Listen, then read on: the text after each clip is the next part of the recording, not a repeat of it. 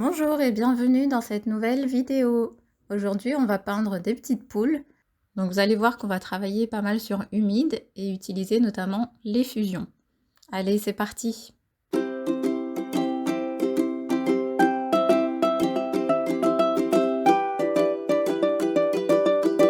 Alors moi, je vais peindre sur mon petit carnet, donc c'est un petit format. Je vous conseille vraiment de partir sur un format pas trop grand, donc la moitié d'une feuille A4 ou voire une petite carte postale. Pourquoi? Parce que vous allez voir qu'on va travailler pas mal sur humide. Donc plus vous partez sur des grands formats et plus vous aurez des difficultés à travailler sur humide puisque quand vous allez essayer de remplir toute la surface, elle aura déjà commencé à sécher. Donc partez sur une petite surface pour pouvoir vraiment couvrir le plus rapidement possible toute la surface. Donc je commence par peindre ma première poule avec du jaune. Ici c'est du gomme-goutte. Donc je fais le dessin directement au pinceau. Si vous n'êtes pas très à l'aise avec ça, vous pouvez tout à fait commencer par un croquis rapide au crayon, mais ne vous perdez pas dans les détails.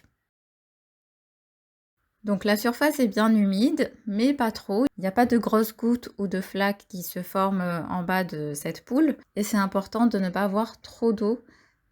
Sinon, vous aurez du mal à faire des fusions et à travailler sur humide.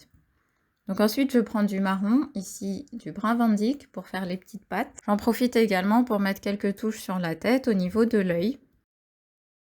Et ensuite, je termine avec une troisième couleur, c'est du rose. Et je vais venir façonner quelques plumes de cette poule et également la petite crête.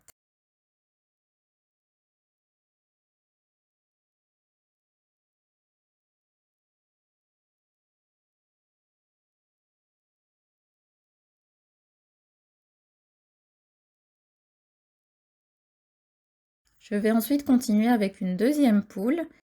Celle-ci, elle sera penchée vers l'avant comme si elle était en train de picorer.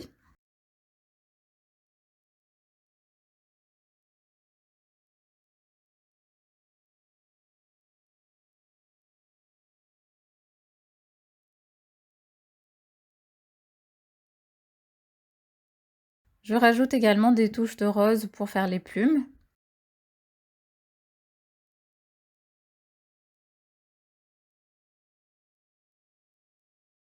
Et du brun pour les pattes.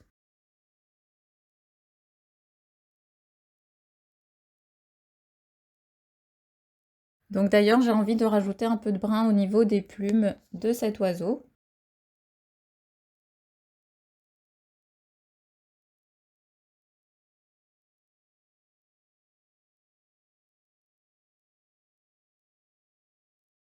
J'en profite pour faire également les becs.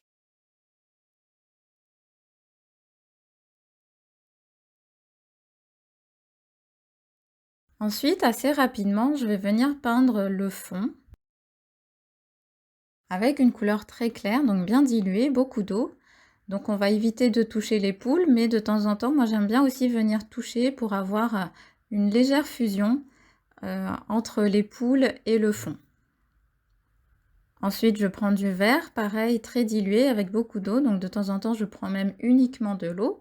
Il faut que ça reste assez humide pour pouvoir recouvrir toute la surface sans qu'elle ait le temps de sécher. Donc je vais vraiment progressivement et assez rapidement. Vous n'êtes pas obligé de peindre le fond en vert. Vous pouvez tout à fait prendre par exemple du bleu pour évoquer le ciel. Donc voilà pourquoi c'est aussi important d'avoir une petite surface, parce que ça, par exemple, si vous le faites sur un papier A4 et qu'en plus vous peignez sur du papier en cellulose, vous allez voir que vous aurez énormément de mal à recouvrir toute la surface en une seule fois. Vous aurez forcément des démarcations qui vont se faire puisque ça va commencer à sécher avant que vous ayez pu revenir dessus. Donc c'est pour ça que je vous ai conseillé de partir sur un petit format.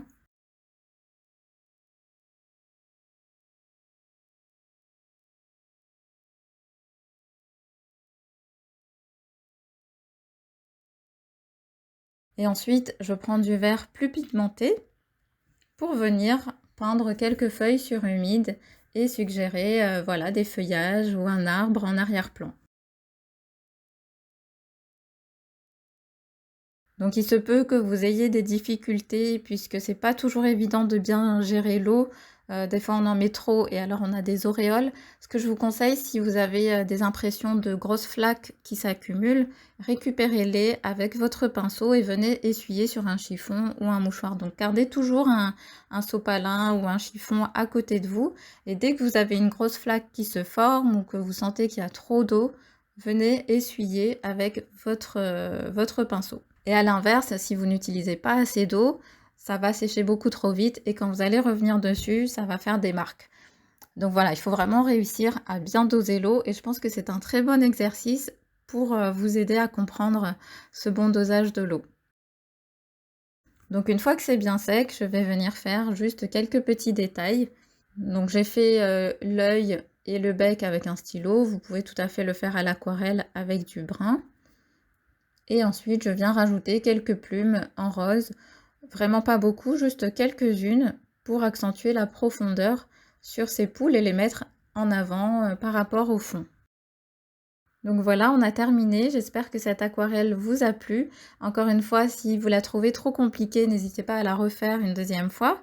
Et vous verrez qu'au fur et à mesure, vous allez mieux comprendre ce bon dosage de l'eau, comme je vous l'ai expliqué tout à l'heure. Donc comme d'habitude, laissez-moi un petit commentaire, un petit j'aime, ça me fait toujours plaisir.